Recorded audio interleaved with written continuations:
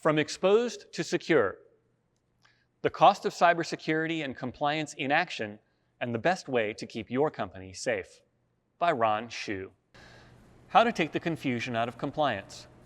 For 10 long years, war raged between the Greeks and Trojans over the abduction of Helen, the beautiful wife of Spartan king Menelaus, by Paris of Troy. The Greeks tried everything to break through Troy's formidable walls with no luck. And then Odysseus had an idea. What if they built a huge wooden horse, stuffed it with soldiers, and left it outside the city gates? Pretending to admit defeat, the Greeks left the giant horse behind and sailed home. Thinking the horse was a victory trophy, the Trojans joyfully hauled it inside their city.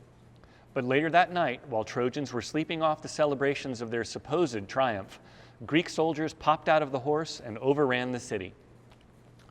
It makes one wonder, was Odysseus the world's first hacker?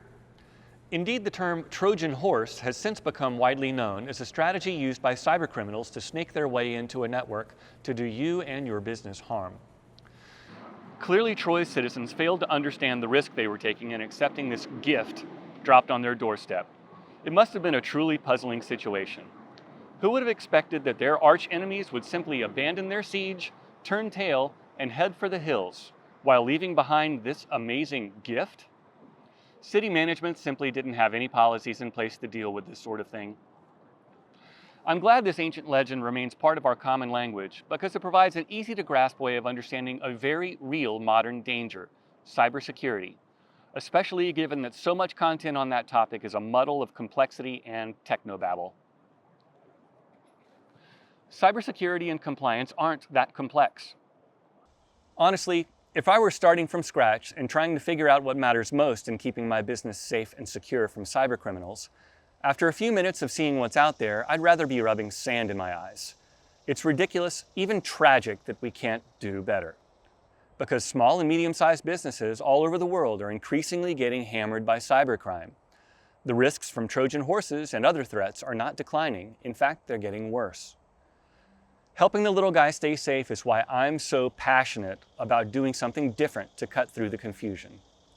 This book is just one of the many things I'm doing, videos, articles, haikus, and parody songs, that are designed to be entertaining enough to help people want to pay attention and inadvertently learn things that make them and their businesses safer from cybercrime. Let's start with the fact that so many people confuse the terms cybersecurity and compliance.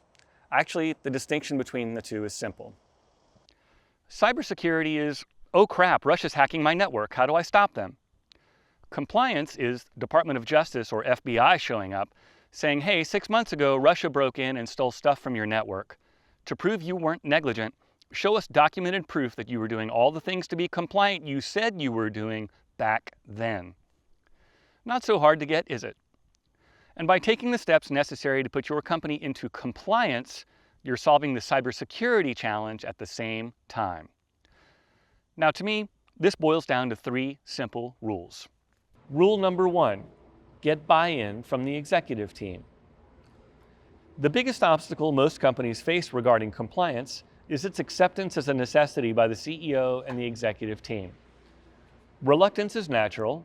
I'll wager that when that giant horse showed up, the first one out the gate to welcome it in was Troy's king. Of course, he should have known better, but the fact of the matter was he and his trusted band of advisors failed to take the risk seriously, and they didn't have any policies in place to deal with the unexpected. It's super critical for us to have the complete buy-in of senior management along with ownership, because compliant isn't something you sort of do. It represents both a shift in mindset as well as an all-out commitment moving forward. If you don't have this kind of acceptance starting at the very top of an organization, there's no way it will ever happen. In fact, it can't. For example, we have a client who, even though they paid lip service to most of the things we told them regarding security, hesitated when we asked them to do things like turning on multi-factor authentication, using a password manager to store and encrypt passwords, and to stop sharing passwords across different services. We practically had to beg them to please stop making passwords so easy to remember. By the way, here's a good rule of thumb for you. If you can remember a password, it's a bad password. They were using the same password for everything, Alabama 7, and they didn't want to utilize any of the other tools and protections.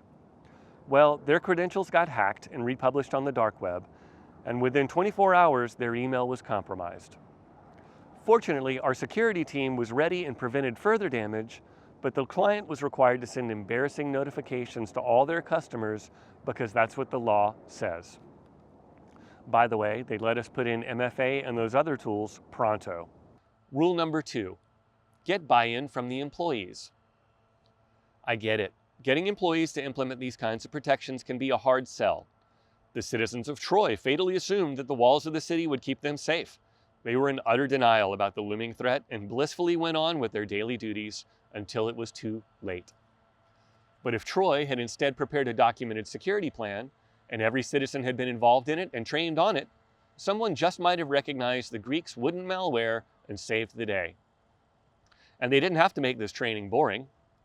They could have had Screw Achilles theme parties where they ate Trojan pizza and educated the citizens on the latest tactics of those sneaky Greeks. Their bards could have written lyre songs lampooning the enemy and teaching Trojans not to trust Greeks and how to recognize them. With just a tiny bit of creativity, they could have trained each citizen on what to do if, when, the walls were breached and how to respond properly in a crisis. During World War II, every American did their part to contribute to the war effort. Remember Rosie the Riveter? Today is no different. We are literally in a cyber war right now, and the way you can do your part is by learning how to make yourself safer from cybercrime and teaching your employees how they can help. We're all in this together. Honestly, in the past, compliance and cybersecurity always meant taking things away and making life for employees more complicated.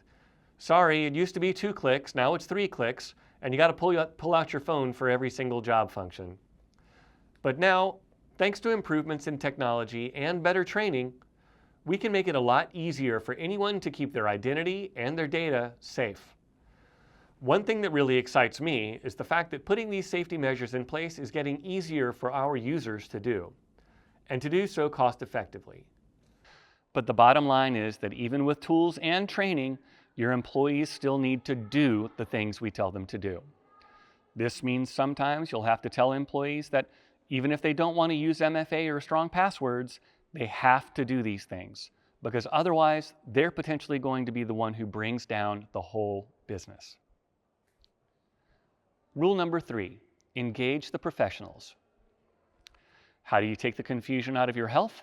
You engage a doctor. How do you take the confusion out of the law? You engage a lawyer. And where the Greeks and Trojans consulted the oracles and invoked Athena and Ares, their gods of wisdom and war, you should consult and work with folks who know what they're doing. I'll stop short of calling us oracles. Never underestimate the enemy because they are good. You're outclassed, which is why these laws exist in the first place. Fortunately, if you just do the things prescribed by your compliance framework, HIPAA, FTC safeguards, etc., cybersecurity will take care of itself. Just do what the law says. If you're not an expert in doing what the law says, hire someone who is. Implementing compliance is much like the process Troy underwent through its founding. In the beginning, there were no defenses whatsoever, only homes. But after a few devastating attacks and losses, they decided that protecting themselves was a worthy pursuit. First off, they set about building a wall around the city. The initial iteration of the wall was the least impressive, just piles of stacked rocks, but they had to start somewhere. Then they built a tower. Then they expanded the rock wall. Then they dug the rock wall down to bedrock. Then they started replacing those stacks of rocks with carefully hewn stones that fit together more tightly. Then they built watchtowers on the corners. Then they reinforced the gate. They kept building and refining until eventually they'd established a citadel of protection for their people. Building that wall took the Trojans a lot of time and cost them a lot of money, but it was worth it. They'd never stopped building and reinforcing, and eventually the wall was so massive that the Greeks marveled that it must have been built by the gods Apollo and Poseidon themselves. That wall kept Troy safe for a very long time until the Greeks used some wily skullduggery to get around it. Compliance is similar to how Troy evolved their defenses. You're constantly making changes and improving things. Fortunately, you don't have to wing it like the Trojans did, because all compliance frameworks mandate a process to follow. You must have a security plan. You must do an assessment that identifies the things you're not doing that you should. And you just keep working through that process, those items, over time. Safeguarding your identity is ultimately what this comes down to. There are roughly 30 billion devices on the internet today that aren't yours. We have to know for sure that it's you who is accessing your data. Although fewer people now deny that cybercrime exists or that it's ever going to happen to them, cybersecurity solutions, unfortunately, are not cheap. It's an expensive cost of doing business that literally did not exist years ago. It's a game you have to play, but you need to know and understand whom you're facing. Imagine for a moment that you're Troy, and you're in a war.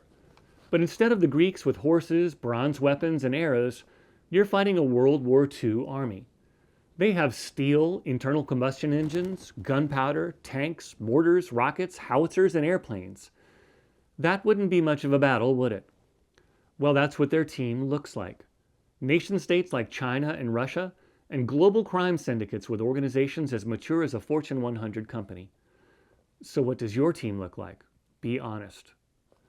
If it's just you, you're going to get squashed under the proverbial Panzer tank.